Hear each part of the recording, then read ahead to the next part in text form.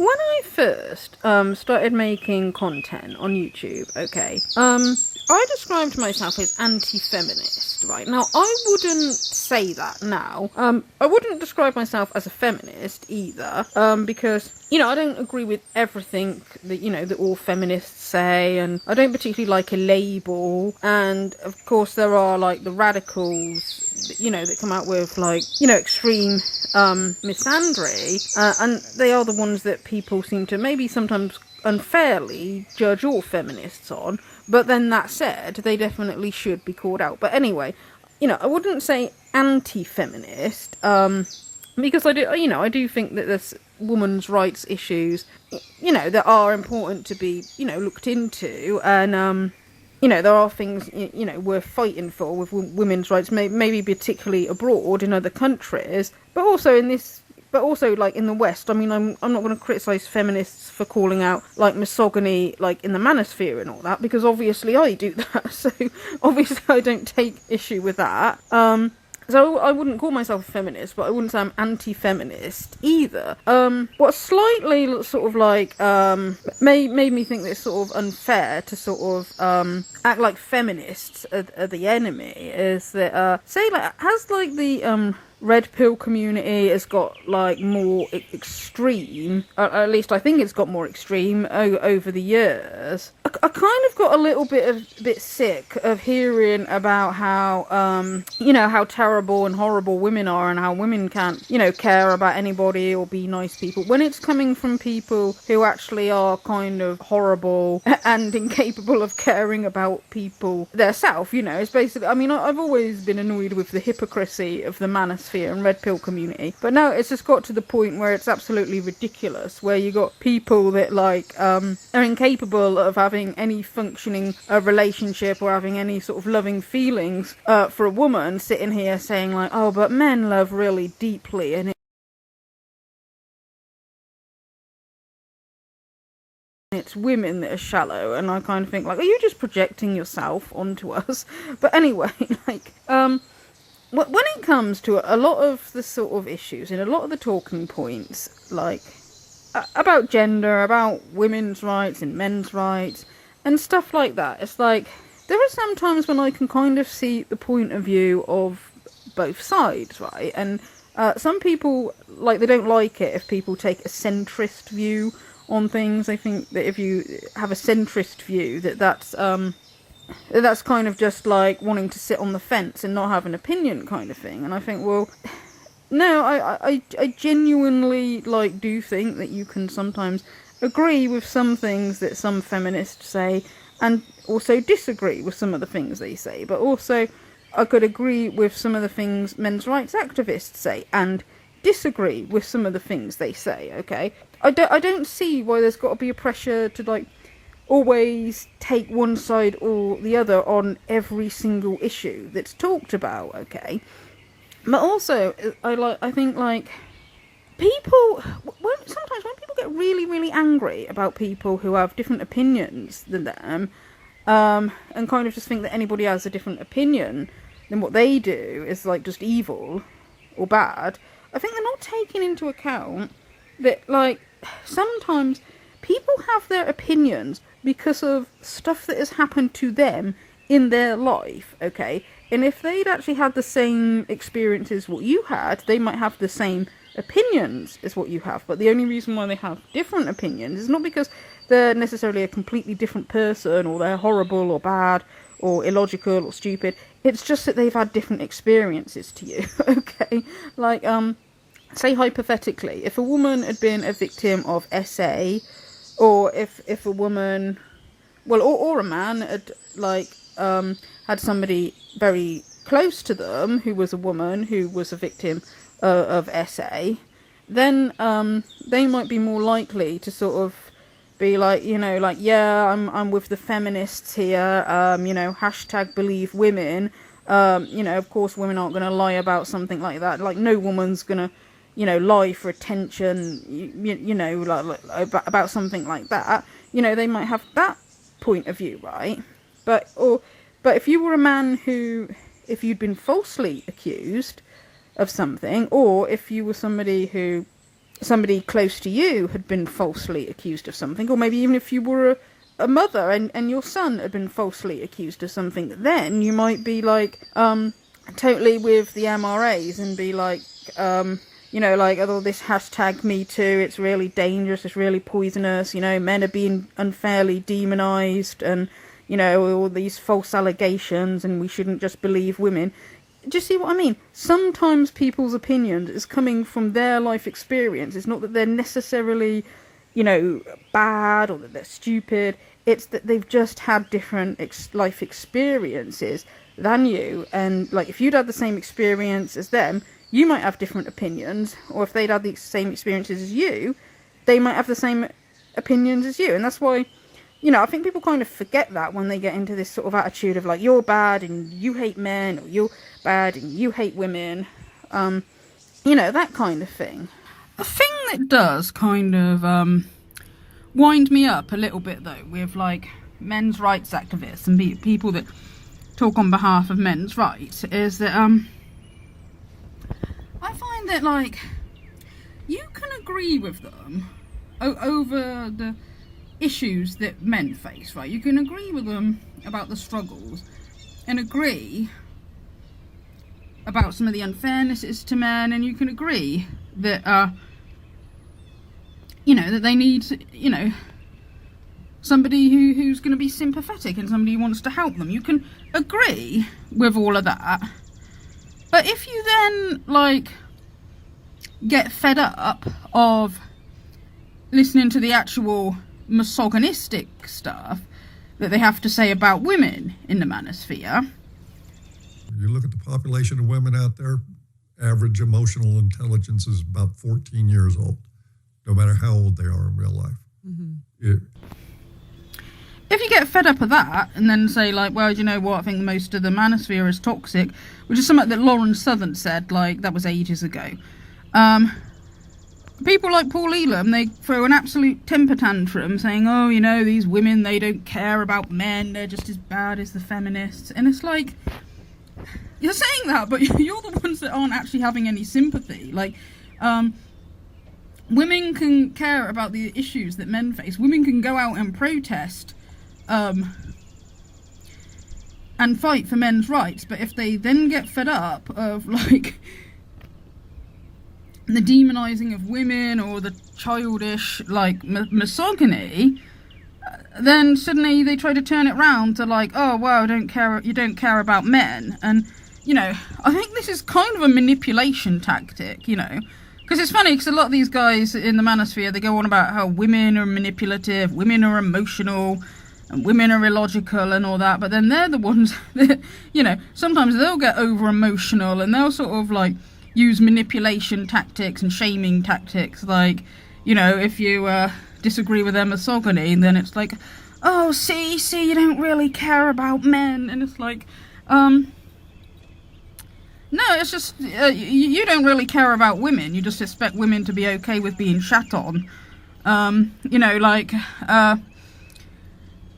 When Paul Elam did that interview with Pearl Davis, they just sit there and talk about how terrible and how horrible women are, and it's like, well, is that the major men's rights issue, is it? Building up resentment towards women and making men as angry as possible with women, that's meant to help men, It's like, there's a lot of issues that men face in our society. It's not all like, oh, women are to blame for all of men's problems, so let's just sit and be catty about women. Or the other thing, with Paul Elam and Pearl Davis was the sticking up for Steve Crowder. In the situation with Steve Crowder and Hillary Crowder getting divorced, and there was that tape recording, wasn't there? That video recording of Steve Crowder being a complete arsehole to his wife, right? Yet, I mean, we already know that Pearl Davis, like, sticks up for him, and, like, any guy that is accused of abusing a woman. But Paul Elam, as well, was sort of seeing Steve Crowder as the victim and saying, like, oh, he probably would never have guessed that his wife was going to divorce him, never have guessed she'd turn out to be like that. You know, he was defending Steve Crowder as well. Look at Steven Crowder. He had a very different tune like 10 years ago. And I like Crowder. Like, I have a lot of empathy for what happened to him, but it's like 10 years ago. I think what happened to him gave him a little bit of empathy, too, because he ended up apologizing to the men's rights guys for the bad-mouthing them over the years. And sadly, this is what it takes. And with all respect, I like Crowder, too, like his work. But look at it. Until it happened to him, he didn't give a damn. Yeah. And that's what I see in all of these trad cons. Oh, it's not happening to me. It's not my problem. Mm-hmm. Most selfish, self-absorbed people. And this is why I think those guys are really more inclined to want the little traditional housewife that will take care of everything for them and doesn't think or talk too much.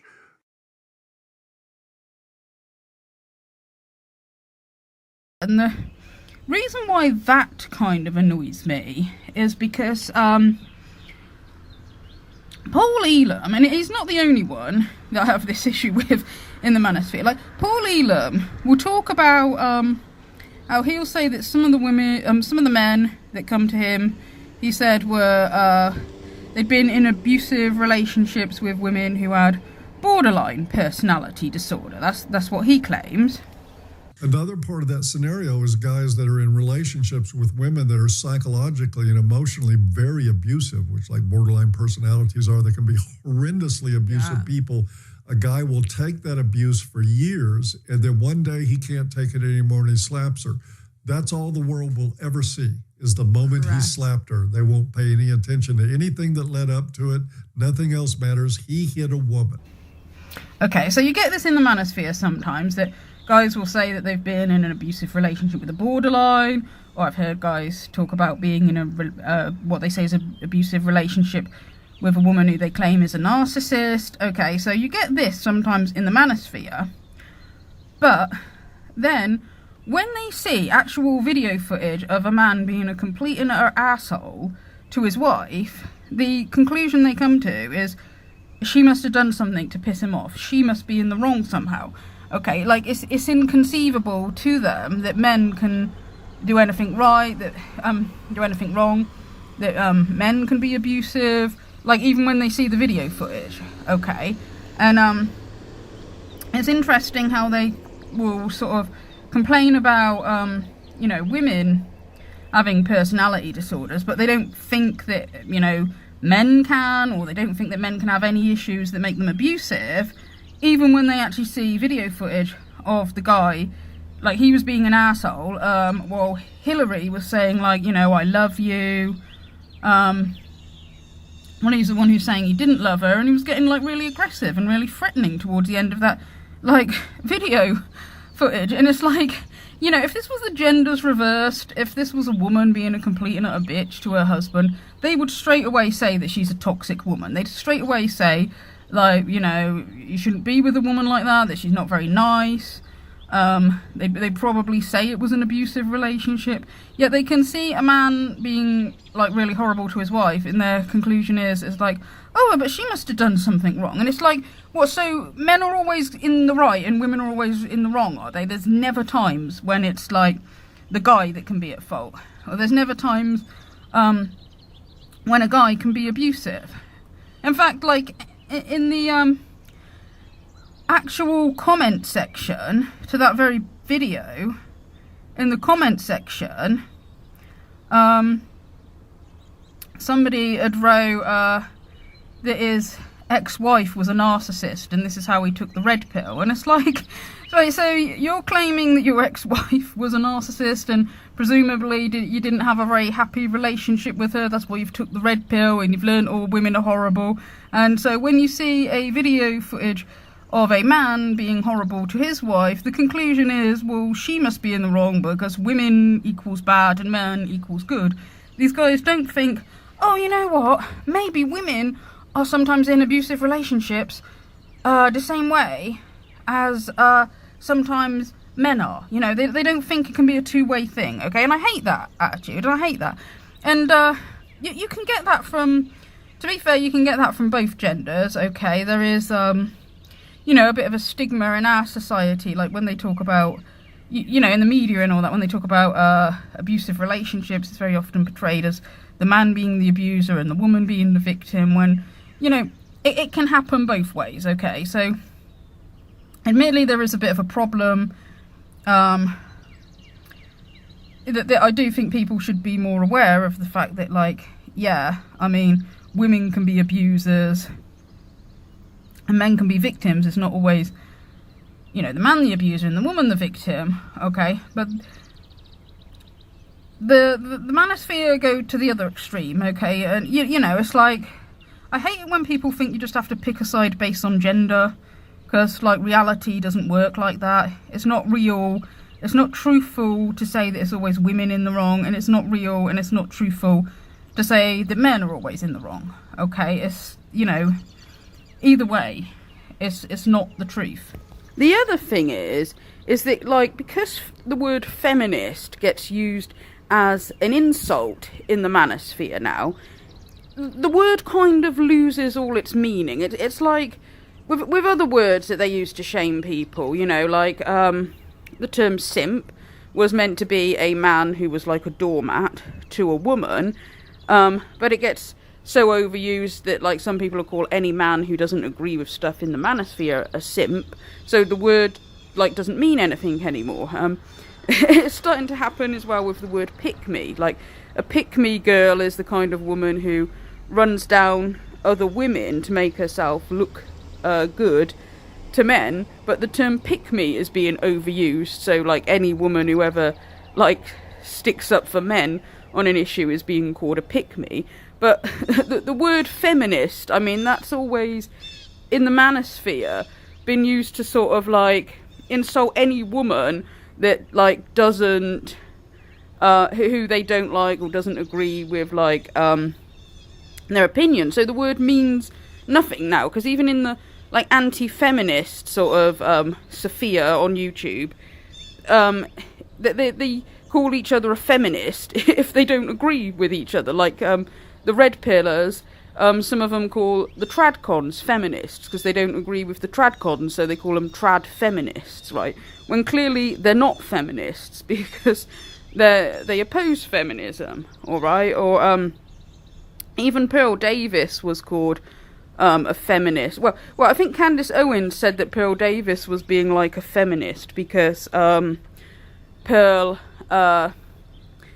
tells men not to get married, and of course, like, Candice being, you know, part of the tradcons is wanting to encourage people to get married, so she's like, oh, that's being like a feminist, they're being like feminists. So the term feminist is thrown out to insult anybody who they don't really like or agree with, okay?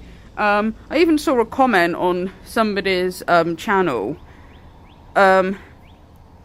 in the comment section of somebody's video, saying, like, any woman who's not a virgin when she gets married is a feminist. So it's like, the term feminist as an insult, it loses all meaning, because they're just calling anybody they don't like, or anybody they don't agree with, or anybody who isn't living a life that they think that they should live, a feminist. Okay, so it doesn't mean anything.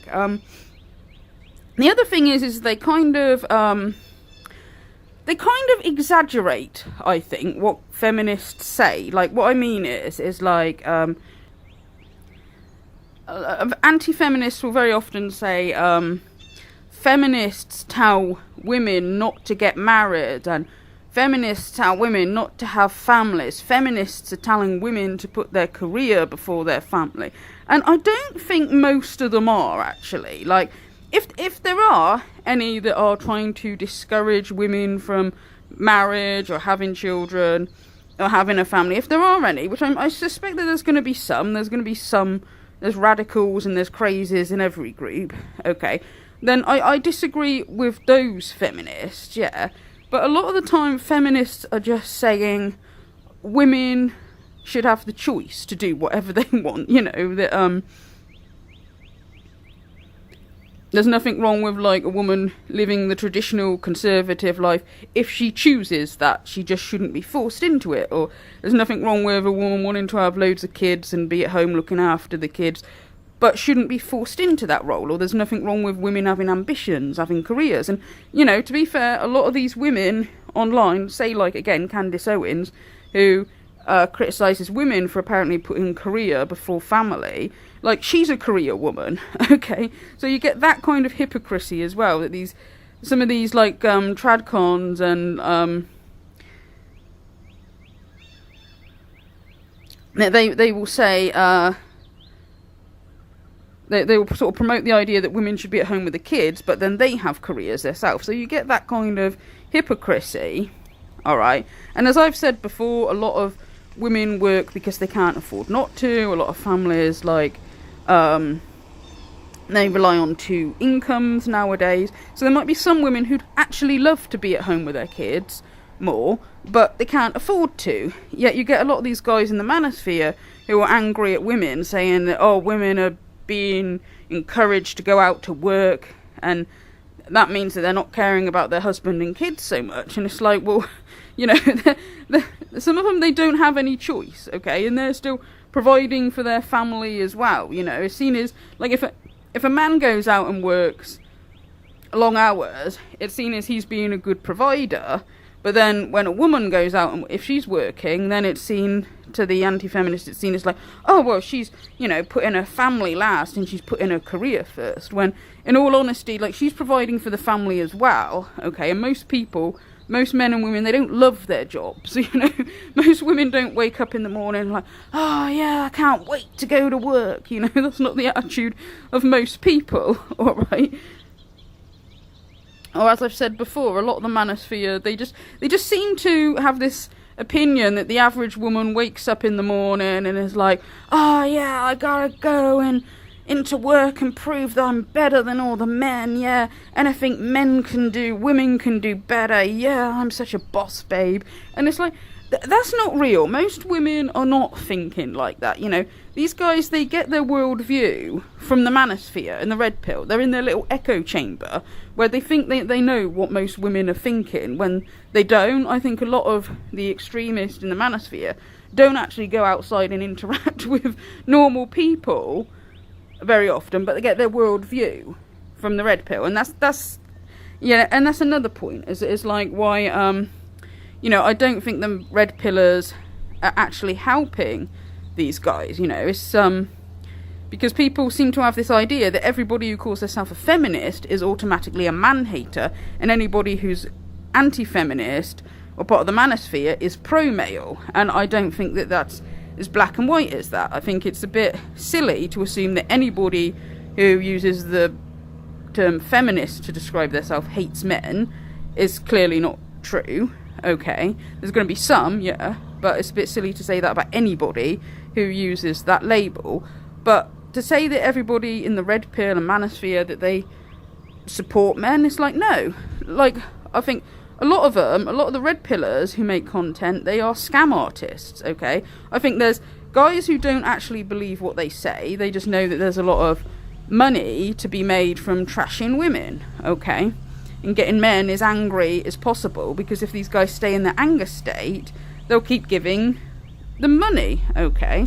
So there's guys like that, and even, like, I mean, their top G, as they call him, Andrew Tate, like, he became a millionaire from scamming men, and he's still scamming men now. Like, you know, even though, like, he's meant to be going to trial, he's still doing these scams all the time, okay? And if anybody's interested in hearing more about that, about his scams and, like, the upcoming trial, what's happening there, if anybody's interested in hearing more about that, I recommend Gadget's channel, a YouTuber who calls himself Gadget, who's, like, he's sort of, he's done a lot of videos calling out Andrew Tate on his scams, and also talking about the upcoming trial and the misinformation that the Tates keep pumping out.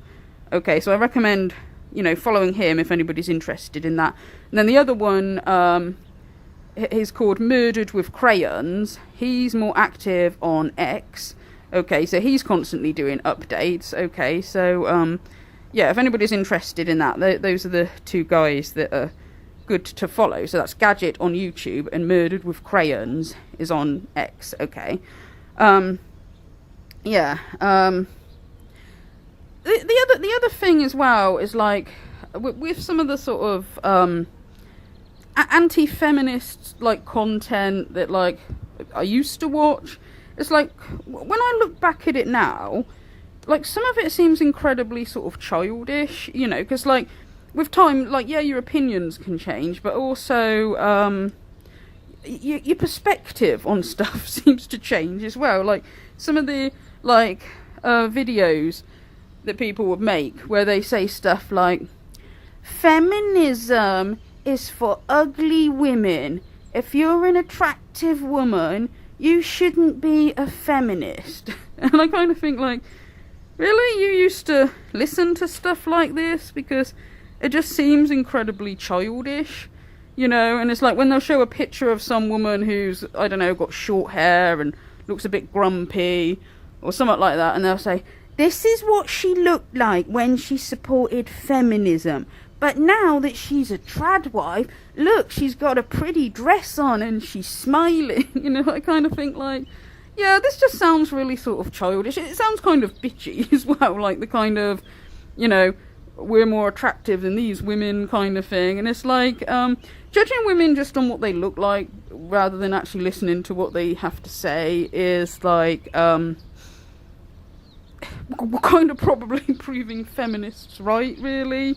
And I know that there is like this stereotype of the sort of angry, bitter feminist that gets offended by everything and can't take a joke. And there certainly are a fair few of them out there. You know, there's definitely those kind of feminists out there, yeah. But then I also kind of think in the manosphere and red pill community, some of them are a bit like that they don't seem to get humour and seem to get easily offended by stuff as well. That's, you know, so they're kind of more like the feminists than they actually seem to realise. Anyway, like, I just wanted to have a like quick rant about this because, you know, I'm just saying that this is why, like, sometimes it's not always that you necessarily need to always 100% take sides on things. Like, I mean, you can say, you know, like you can say like, well, I agree more with these people than those people or whatever, but you don't necessarily have to always assume that everybody's just like stupid or evil for, you know, disagreeing with you, or that, you know, if you're calling yourself a feminist, like that means you've got to agree with everything a feminist says, or if you're calling yourself an MRA, you have to agree with everything an MRA says and disagree with everything a feminist says, or you've got to be on team men are good and women are bad, so you listen to all the men that complain about women but then say that the women that complain about men are all liars or whatever, or, you know, or with the genders reversed. Do you know what I mean? It's like there's a lot of just like having to people just thinking they have to take sides when, you know, it's like you can think for yourself sometimes. Okay, so that's just a few things I had to say about that. Thank you for listening.